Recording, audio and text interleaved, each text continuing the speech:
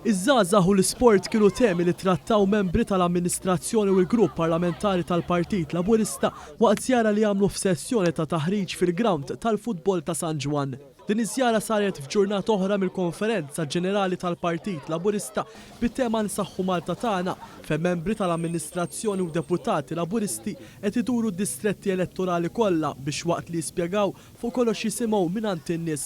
Waqt din is-sessjoni ta' taħriġ One News tkellem ma' Vinstanti li hu l-President tan-Nursery ta' San Ġwan fejn jattendu ma' 300 tifel u 170 tifla u spjega rabta intrinsika bejn l-isport u ż-żgħażagħ. Tfal iħobbu jilagħbu l-ballun hija xi ħaġa li diffiċli biex neħħilhom minn ġo fihom. Ġifieri aħna naħdu kuraġġ meta naraw x'għamilna aħna bħala nursery kemm tallajna tfal li qed jilagħbu fil-livelli għoljin tal-futbol Malti, anke fin-nazzjonal, u naħdu pjaċir meta naraw tfal li qegħdin jieħdu pjaċir iktar milli waslu f'dak il-livell illi qed jilagħbu fil-futbol.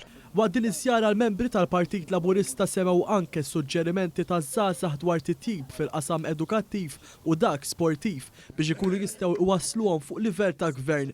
Issemmew il-miżuri u r-riformi li saru mill-Gvern Laburista sal-lum fosthom l-investiment b'saħħtu li sar fil-faċilitajiet sportivi madwar il-pajjiż. Fost dawn hemm il-pixxina ta' daqs Olimpika f'Bormla li saret b'investiment 14 miljun euro waqt li fis-settur edukattiv intqal li sar investiment totali ta' 20 miljun euro fuq 12 il-proġett ta' infrastruttura edukattiva fl-aħħar xhur. Wara din il-laqgħa deputat Prim Ministru, Ministru għas-Saħħa Chris Fern tagħna ir-reazzjoni tiegħu għal din iż-żjara. Nitkellmu ma' daw it-tfal ta' 14-15 sena. Qed induna kemm illum iż-żgħażagħ għandhom idea b'saħħithom kemm jafu xi jridu. Huwa importanti li l-partit mhux biss isma' imma li daw iż-żgħażagħ jkunu parti mill-partit għax il-partit tagħna huwa magħmul mis-soċjetà kollha. Il-qofol tal-Konferenza Ġenerali jintlaħaq nhar il-Ħadd 8 Ottubru b'diskors tal-Prim Ministru u mexxej tal-Partit Laburista Roberta Bela f'dar il-Mediterran għall-Konferenzi l-Belt Valletta.